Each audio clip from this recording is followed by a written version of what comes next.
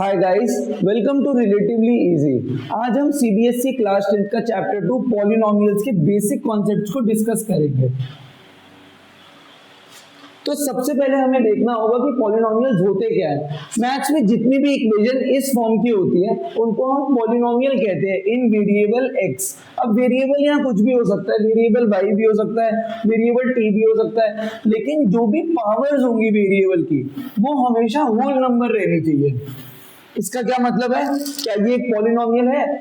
p of x के अंदर आप देखोगे वेरिएबल x है हमारा और इसकी पावर 1 है। 1 एक होल नंबर होता है, तो इसको हम कहेंगे इट इज अ पॉलिनोमियल। लेकिन क्या ये पॉलिनोमियल है? आप नोटिस करोगे यहाँ पे पावर 3 है, लेकिन यहाँ पे पावर कितनी है x की? यहाँ पे पावर x की -1 है, क्योंकि इसको हम कैसे लिख सकते हैं? 2x² - 3x की पावर -1 + 4। तो -1 एक होल नंबर नहीं होता, तो ये पॉलिनोमियल नहीं है। तो इसकी जगह हम लिख देंगे it is not a polynomial.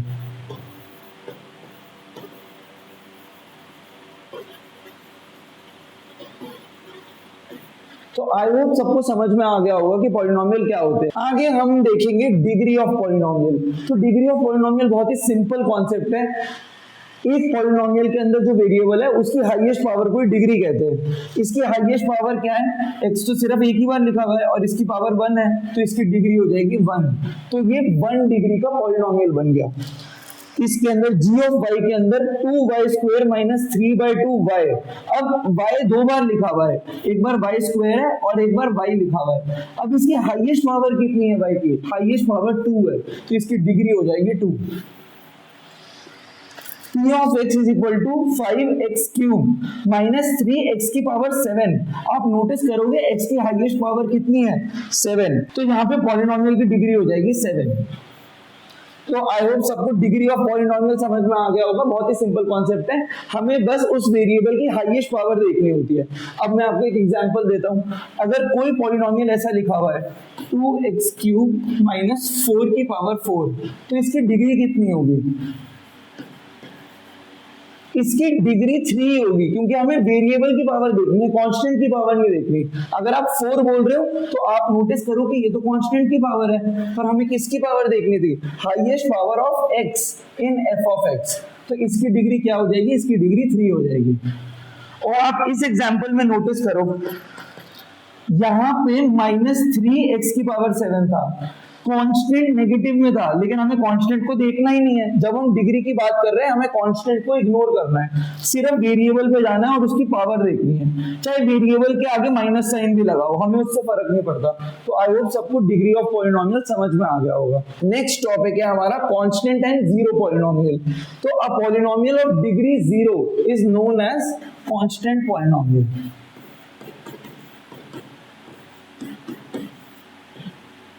अब डिग्री 0 कैसे होगी कोई पॉलिनोमियल की? डिग्री 0 होने के लिए उसके वेरिएबल की पावर 0 होनी चाहिए और आगे हम कोई भी कांस्टेंट रख सकते हैं where a belongs to real number. तो कोई भी इक्वेशन इस फॉर्म की हुई f of x is equal to 2, f of y is equal to 3, तो वो कांस्टेंट पॉलिनोमियल होगा। आप देख भी सकते हो यहाँ पे कोई वेरिएबल नहीं आ रहा, इसका मतलब ये पॉलिनोमियल कांस्टेंट है, ये x के साथ या y के साथ चेंज ही नहीं हो रहा, इसलिए इसको हम कांस्टेंट पॉलिनोमियल कहते हैं और इसकी डिग्री 0 होती है। बस आपको ये बात याद रखनी है, यहाँ मैं लिख भी देता हूँ। इन सब की डिग्री क्या होगी? डिग्री 0 होगी, क्योंकि वेरिएबल है ही नहीं और x की पावर 0 ही 1 होता है। आप नोटिस करोगे इसको मैं सिर्फ a लिख सकता हूँ ना, इस चीज को मैं सिर्फ a लिख सकता हूँ, इसलिए डिग्री ऑफ कांस्टेंट पॉलिनोमियल हमेशा 0 आएगा। चलो आगे चलते हैं। द कांस्टेंट पॉलिनोमियल 0 और f of x is equal to 0 is known as zero polynomial. इसका मतलब यहाँ पे अगर मैं a को 0 पुट कर दूं तो उसको हम बुला देंगे जीरो पॉलिनोमियल। और इसकी डिग्री कितनी होगी? डिग्री क्या होती है? वेरिएबल की हाईएस्ट पावर। यहाँ पे वेरिएबल है ही नहीं, तो इसकी डिग्री भी 0 हो जाएगी। तो जीरो पॉलिनोमियल तो याद रखना बहुत ही इजी काम है। आपको बस याद रखना है f of x is equal to 0 होता है जीरो पॉलिनोमियल और उसकी डिग्री भी कितनी होती है? 0 होती है। तो ये तो ऐसे ही लर्न हो गया, उसके नाम से ही लर्न हो गया ये तो। नेक्स्ट टॉपिक है हमारा कि हम पॉलिनोमियल्स को क्लासिफाई कैसे करते हैं on the basis of degree. तो एक लीनियर पॉलिनोमियल की अब मैं जनरल इक्वेशन लिखने वाला हूं। तो f of x is equal to a x plus b, ये इसकी जनरल इक्वेशन है। पहले मैं सबकी जनरल इक्वेशन लिख के दिखा देता हूँ। इसकी जनरल इक्वेशन क्या होगी अब तो आप समझ ही गए होगे, A X square plus B X plus C. Cubic polynomial की जनरल इक्वेशन होगी ए एक्स क्यूब। अब आप समझ गए ना, क्यूबिक क्यों है नाम, क्योंकि इसकी डिग्री कितनी होगी पॉलिनोमियल की, 3 होगी, plus B x square plus c x plus d. और बाई क्वाड्रेटिक पॉलिनोमियल की मैं यहाँ नीचे लिख देता हूँ, f of x is equal to a x की पावर 4 बी एक्स की पावर 3 सी एक्स का square d x plus e. तो अब हमें डिग्री ऑफ पॉलिनोमियल का मतलब पता है और हमें उनके नाम भी पता है। अगर हमारी डिग्री 1 हो तो हम उसको कहेंगे लीनियर पॉलिनोमियल, अगर हमारी डिग्री 2 हो तो उसको हम कहेंगे क्वाड्रेटिक पॉलिनोमियल, अगर हमारी डिग्री 3 हो तो हम कहेंगे क्यूबिक पॉलिनोमियल है वो, और अगर डिग्री 4 हो तो हम कहेंगे बाई क्वाड्रेटिक पॉलिनोमियल है। अब इसके एग्जांपल्स ले लेते हैं।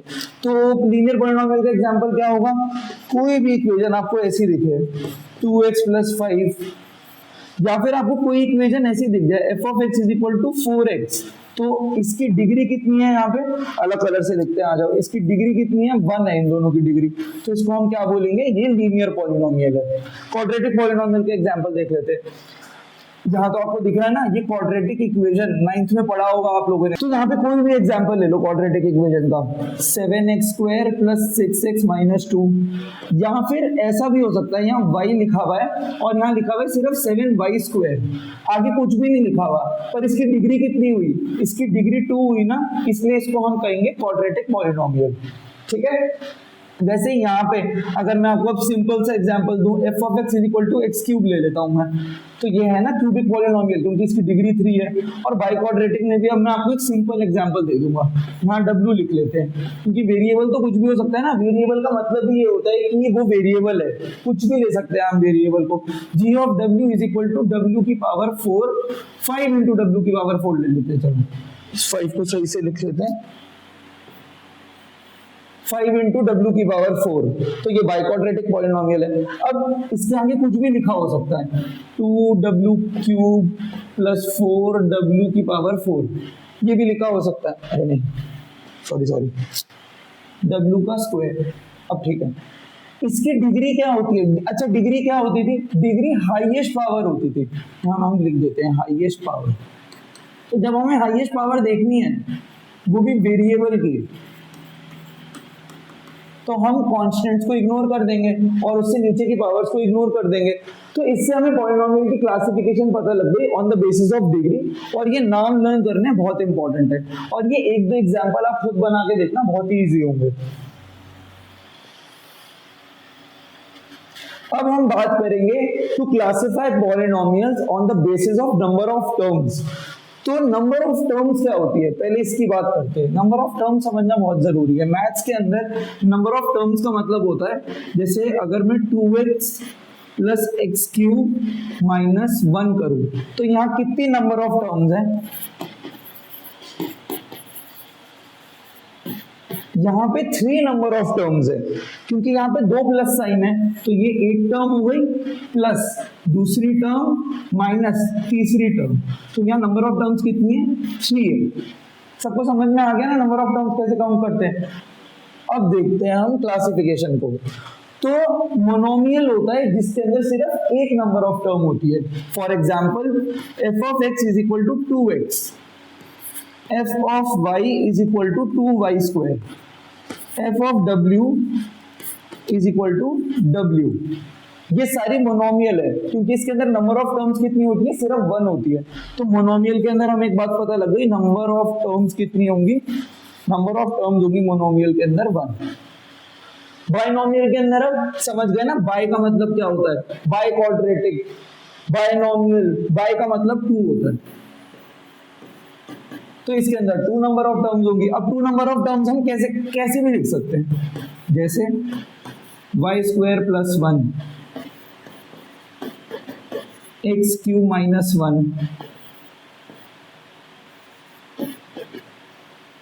ax + b लिख दो। अब ए एक्स प्लस बी का एग्जाम्पल बना लेते हैं, f of x is equal to x plus two लिख दो। तो यहाँ कितनी टर्म है, ये एक टर्म, ये दो टर्म, तो नंबर ऑफ टर्म्स कितनी हो गई बाइनोमियल में, 2 नंबर ऑफ टर्म्स हो गई। ठीक है, आगे चलते हैं। अब ट्राई, ट्राई का मतलब सबको पता है ना, ट्राई साइकिल सबने सुना है, ट्राई का मतलब 3 होता है, तो इसके अंदर 3 नंबर ऑफ टर्म्स होंगी। तो मैं बस एक ही एग्जांपल लिखूंगा क्योंकि आई होप सबको ये समझ में आ गया होगा। ये हो गई ट्राइनोमियल। तो on the basis of degree classification देख लिया हमने, उसके बाद हमने देखा on the basis of number of terms classification.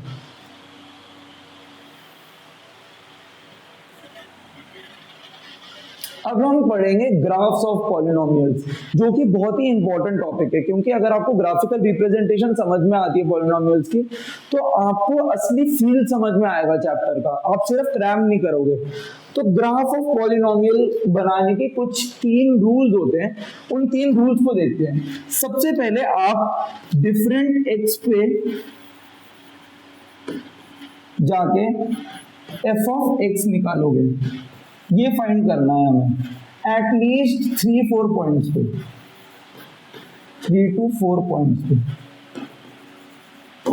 उसके बाद हम एक कार्टेशियन प्लेन पे, सबको कार्टेशियन प्लेन पता है ना, कार्टेशियन प्लेन क्या होता है, रेक्टेंगुलर कोऑर्डिनेट हमारे ये होता है कार्टेशियन प्लेन। यहाँ पे बनाते हैं एक्स एक्सिस, यहाँ पे बनाते हैं वाई एक्सिस, ये होता है कार्टेशियन प्लेन। कार्टेशियन प्लेन पे जाके जो ऊपर पॉइंट्स निकाले थे हमने, वो पॉइंट्स किस फॉर्म के आएंगे, x comma F of x form के 3-4 पॉइंट निकाल के इन पॉइंट्स को इस पे प्लॉट करना। और स्टेप 3 तो बहुत इजी है, स्टेप 3 में हमें बस उन पॉइंट्स को ज्वाइन करना है।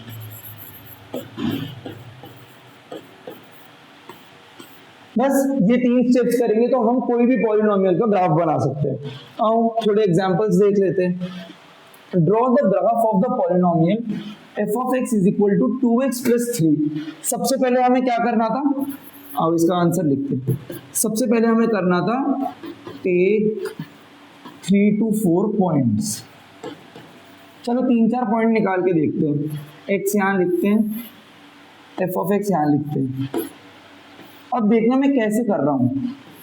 जब मैं x को 0 लेता हूं तो मेरा f ऑफ x कितना आता है, यहाँ पे 0 रख दो, तो मेरा f ऑफ x 3 आता है ना, तो यहाँ मैं 3 लिख देता हूं।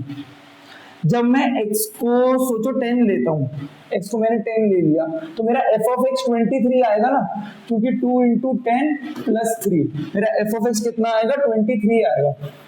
तो मैं यहाँ लिख देता हूँ 23। अब मैं x को कुछ भी ले लेता हूँ, 5 ले लेता हूँ, एक पॉइंट और लेने के लिए 5 ले लिया, तो 5 into 2 10 plus 3 13। एक पॉइंट और ले लो, चलो 2 ले लो, यहाँ पे 2 2 are 4 plus 3 7। तो ये हमारा स्टेप 1 हो गया। अब स्टेप 2 क्या था, स्टेप 2 रिकॉल करो, हमें एक कार्टेशियन प्लेन बनाना था, मतलब हमें कुछ नहीं करना था, हमें ऐसा एक ग्राफ बनाना था। तो आओ स्टेप 2 करते हैं। तो स्टेप 2 के लिए हम एक ग्राफ बना लेते हैं। तो ग्राफ हम कैसे बनाएंगे, यहाँ लिख देता हूं मैं 2, क्योंकि ये स्टेप 2 है। यहाँ पे हम बनाएंगे एक्स एक्सिस और यहाँ पे हमने बना दी वाई एक्सिस। और स्टेप 2 के अंदर और क्या करना था, हमें जो भी हमने पॉइंट्स निकाले हैं उन सबको प्लॉट करना था। तो आओ पॉइंट्स को प्लॉट कर लेते हैं। पॉइंट्स क्या थे हमारे, 0,3, 10,23, 5,13 और 2,7। तो एक एक करके प्लॉट करते हैं। सबसे पहले प्लॉट करते हैं ऐसे 0,3 को। 0,3 कहाँ होगा, कहीं यहाँ होगा 0,3, ठीक है, क्योंकि ये 0,0 है, ये ओरिजिन है, 1 2 और यहाँ पे 3, 0,3, ठीक है। आगे चलते हैं। 10,23 को बाद में प्लॉट करेंगे, पहले प्लॉट करते हैं 5,13। तो 5,13 क्या होगा, हमें x में 5 जाना है और y में 13 जाना है। तो 1 2 3 4 5 और ये 3 है ना, तो 4 5 6 7 8 9 10 11 12 13। 5,13 कहीं यहाँ आया होगा। तो एक पॉइंट हमारा ये हो गया और एक पॉइंट हमारा ये हो गया। नेक्स्ट पॉइंट क्या है हमारा, 2,7। तो 2,7 किधर आएगा, 2,7 आएगा, अच्छा यहाँ लिख देते हैं 2 और 1 2 3 4 5 6 7, 2,7 हमारा इधर आएगा। अब मैंने 3 पॉइंट्स ले लिए ना, अब मैं 10,23 प्लॉट भी नहीं कर रहा, फिर भी मेरी एक स्ट्रेट लाइन आ जाएगी और वही हमारा ग्राफ है। अब हमारा थर्ड स्टेप क्या था, ज्वाइन करना, तो मैं इस कलर से ज्वाइन कर देता हूं।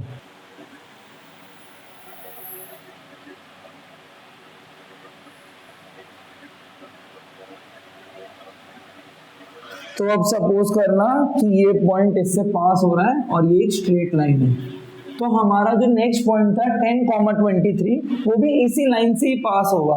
तो अगर मैं ग्राफ का स्केल ऐसा रखता कि यहाँ पे 10,23 आता तो वो पॉइंट कहीं यहाँ आ जाता, और उसका नाम क्या होता है इस पॉइंट का, यहाँ लिख देता हूँ 10,23। तो आई होप सबको पॉलिनोमियल का ग्राफ बनाना आ गया होगा। स्टेप 1 है 3 से 4 पॉइंट लेना, स्टेप 2 है कार्टेशियन प्लेन बनाना और पॉइंट्स को मार्क करना उस कार्टेशियन प्लेन पे, स्टेप 3 है फ्री हैंड या फिर स्केल से उन सब पॉइंट्स को ज्वाइन कर लेना। ठीक है, हम आगे चलते हैं। अब हम पढ़ेंगे ग्राफिकल मीनिंग ऑफ पॉलिनोमियल। हमने क्या देखा, पॉलिनोमियल क्या होते हैं, उसके बाद हमने देखा पॉलिनोमियल का ग्राफ कैसे बनाते हैं। अब हम देखेंगे इन दोनों चीज को कंबाइन करके कि पॉलिनोमियल्स का ग्राफिकल मीनिंग क्या होता है। उसके लिए हमें 2 टॉपिक्स पढ़ने पड़ेंगे, वैल्यू ऑफ पॉलिनोमियल और जीरो ऑफ पॉलिनोमियल। तो वैल्यू ऑफ पॉलिनोमियल होती क्या है, सपोज करो हमें एक पॉलिनोमियल दे रखा है x³ - 1, ठीक है, हमें बताना है find the value of polynomial at x = 4, हमें ये बताना है। तो हम आंसर में क्या लिखेंगे, हम लिखेंगे कुछ नहीं करना हमें, ये हमारा पॉलिनोमियल था, x की जगह हमें 4 रख देना है, तो यहाँ भी 4 लिख दूंगा, x की जगह 4 रख दो बस, 4 का क्यूब - 1। अब 4 का क्यूब क्या होता है 64, तो आंसर आ गया 63। तो हम इसको लिखेंगे कैसे अपने एग्जाम में, the value of f of x is equal to x³ - 1 at x is equal to 4 is 63। Value of polynomial बहुत इजी है ना, हमें एक x दिया होगा, वो x जहां कॉल हुआ है हमें उधर उस पॉलिनोमियल की वैल्यू बतानी है। ठीक है, अब इसको ग्राफ से कैसे समझेंगे, यहाँ मैंने ग्राफिकल मीनिंग क्यों लिखा है ये देखते हैं। सपोज करो इसका ग्राफ कुछ ऐसा बनता है,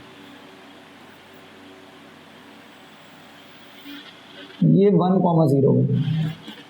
अब आपको ग्राफ बनाना नहीं सीखना, मैं बस आपको ग्राफिकल मीनिंग बता रहा हूँ। ग्राफ कैसे बना इसकी टेंशन मत लो, ये ग्राफ हमें क्या होगा, ये ग्राफ हमें गिवन होगा। अब ग्राफिकल मीनिंग का क्या मतलब है, ग्राफिकल मीनिंग का मतलब है जब मैं x में 4 चला तो मेरा y में कितना आंसर आएगा, समझ रहे हो। जब मैं x में, अच्छा ये 1 था ना, 2 इधर होगा, 2,0, 3,0 और 4,0। इसका मतलब क्या है ग्राफिकली, जब मैं x में 4 चला तो मेरा y कितना आया, मेरा y कुछ यहां आया होगा, उसका आंसर था 63। तो ये पॉइंट कितना हो गया, ये पॉइंट हमारा हो गया 4,63। सबको समझ में आ गया ग्राफिकल मीनिंग का क्या मतलब है और वैल्यू ऑफ पॉलिनोमियल का क्या मतलब है। वैल्यू ऑफ पॉलिनोमियल का मतलब है एग्जामिनर आपको एक x देगा, उस x को आप पुट करना, आपकी f ऑफ x या g ऑफ i जो भी आपका पॉलिनोमियल होगा उसकी जो वैल्यू आएगी उस पॉइंट के ऊपर, उस x के ऊपर, उसको हम बोलेंगे value of polynomial at that x। और उसका ग्राफिकल मीनिंग क्या होता है, जैसे ग्राफिकल मीनिंग में हम एक और बात समझ सकते हैं, जैसे जब x इज इक्वल टू 2 था तो f ऑफ x की वैल्यू कितनी आएगी, 2 का क्यूब कितना होता है 8 माइनस 1 7। तो ये 2 जब हम चले x में तब y में कितना ऊपर जाना पड़ा, हमें 7 ऊपर जाना पड़ा। तो ये पॉइंट क्या रहा होगा, ये 0,7 रहा होगा, और ये पॉइंट क्या रहा होगा, ये 2,7 रहा होगा। आपको समझ में आ गया ना वैल्यू ऑफ पॉलिनोमियल का क्या मतलब है। ग्राफिकली जानना बहुत जरूरी है इसे। अब हम बात करते हैं zero of polynomial. Zero of polynomial क्या होता है, value of x where y is 0। अच्छा, अब ना इन दोनों में फर्क समझना बहुत इंपॉर्टेंट है। वैल्यू ऑफ पॉलिनोमियल क्या था, value of f of x, और f ऑफ x को ही हम y लिख देते हैं। Value of f of x at a given x. ये था value of polynomial. Zero of polynomial क्या है, यहां मैं लिख देता हूं z of p। Zero of polynomial है value of x at f of x is equal to y is equal to 0। ठीक है, अब इसका मीनिंग मैं समझाता हूं। Zero of polynomial linear polynomials के, क्वाड्रेटिक पॉलिनोमियल्स के कैसे निकालते हैं ये हम आगे डिस्कस करेंगे। अभी इसका हम ग्राफिकल मीनिंग समझेंगे। इसका ग्राफिकल मीनिंग हम समझ चुके हैं, यहां मैं दोबारा समझा देता हूं इसका ग्राफिकल मीनिंग। कोई भी टाइप का पॉलिनोमियल गिवन है, ग्राफ से इसका मतलब क्या होता है, 2 पे जाके उस पॉलिनोमियल की वैल्यू कितनी आएगी, 2, f ऑफ 2 प्लॉट करना। ये होता है वैल्यू ऑफ पॉलिनोमियल पढ़ने का सेंस। ठीक है, ये पॉइंट को प्लॉट करके उसका मीनिंग समझना। अब हम बात करते हैं जीरो ऑफ पॉलिनोमियल के बारे में। जब जब हमारा f ऑफ x और y 0 है, तब हमारी x की कौन कौन सी वैल्यू आ रही है। इसका मतलब हमें पॉलिनोमियल का ग्राफ दे रखा है, कुछ अजीब सा ग्राफ है, सोचो ऐसा कोई ग्राफ है। ठीक है, अब y0 कहां कहां होगा आप मुझे बता सकते हो? क्या यहाँ पे y0 है? क्या यहाँ पे y0 है? नहीं, यहाँ तो y एक्सिस में कुछ गया है ना ग्राफ। ये पॉइंट पे y0 नहीं है, इस पॉइंट पे x0 है। सपोज करो ये 2 था, तो ये 0,2 होगा। तो क्या यहाँ y0 है ना, y is not equal to 0। तो क्या ये पॉइंट एक 0 होगा?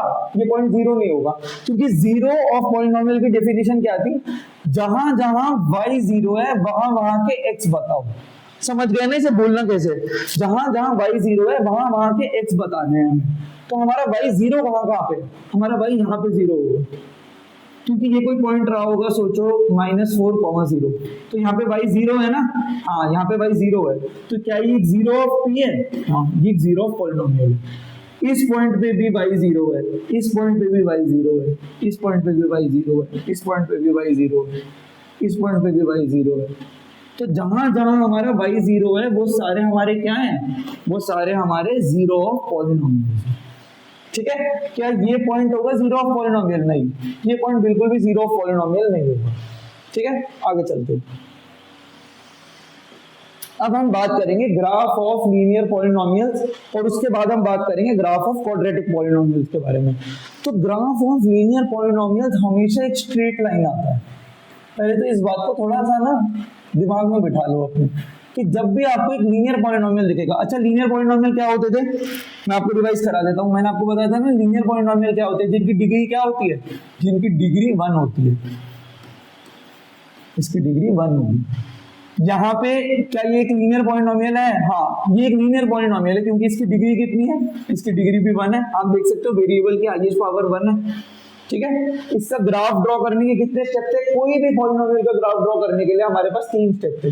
फर्स्ट स्टेप क्या था, फटाफट इसका ग्राफ ड्रॉ कर लेते। स्टेप 1 था 3 से 4 पॉइंट ले लो। तो मैं पहले x को 0 डाल देता हूं, तो मेरे पे f ऑफ x आएगा -5। ठीक है, फिर मैं x को 5 डाल देता हूं, और फिर मैं x को 10 डालूंगा। तो मैं 5 डालूंगा तो हमारा आंसर आ जाएगा 5, और 10 डालूंगा तो आंसर आ जाएगा 15। ठीक है, सेकेंड स्टेप था इन सबको प्लॉट करना। तो इन सबको प्लॉट कर देते हैं। मैं बहुत ही रफ फिगर बना रहा हूँ आपको समझाने के लिए, क्योंकि ये मैं पढ़ा चुका हूँ। तो जब x 0 था तो y आया -5, तो वो पॉइंट कहीं आ रहा होगा 0, -5।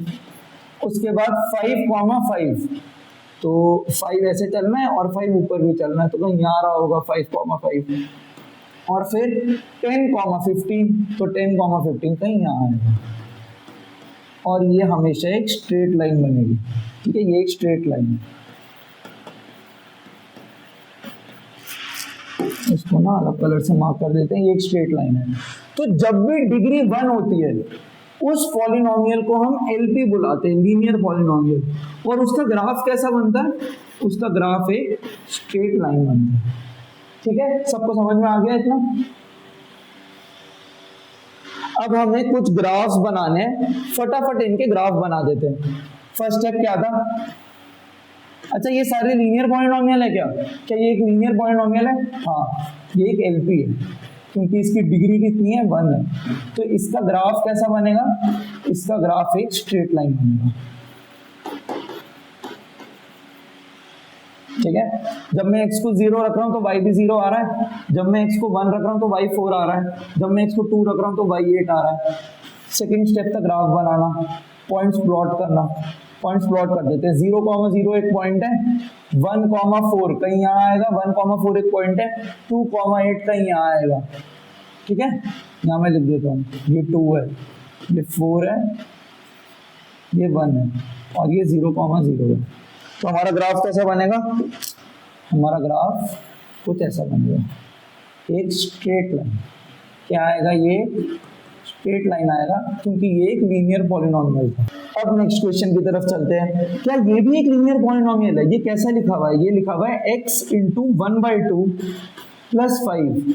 हाँ बिल्कुल, ये एक लीनियर पॉलिनोमियल होगा क्योंकि डिग्री कितनी है, डिग्री 1 है। तो इसका ग्राफ कैसा बनेगा, इसका ग्राफ भी एक स्ट्रेट लाइन ही बनेगा।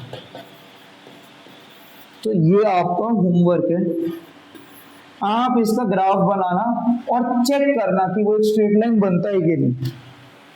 आप एक ग्राफ पेपर ले सकते हो, आप ऐसे रफली मत करना, आप एक ढंग से ग्राफ पेपर लेके उस पर बना के देखना। अगर स्ट्रेट लाइन नहीं आएगा तो कमेंट करना, मैं नेक्स्ट वीडियो में इसका ग्राफ बनवा दूंगा। तो नेक्स्ट क्लास में हम ग्राफ ऑफ क्वाड्रेटिक पॉलिनोमियल्स पढ़ेंगे। उसको हम जो हमने मेथड सीखा है 3 स्टेप प्रोसेस, उससे भी बना सकते हैं, वरना मैं आपको एक 4 स्टेप फास्टर प्रोसेस पढ़ाऊंगा नेक्स्ट क्लास में। तो आई होप सबको आज का लेक्चर पसंद आया होगा। नेक्स्ट क्लास में हम बहुत ही इंटरेस्टिंग वेज देखेंगे ग्राफ ऑफ क्वाड्रेटिक पॉलिनोमियल बनाने के। Thank you.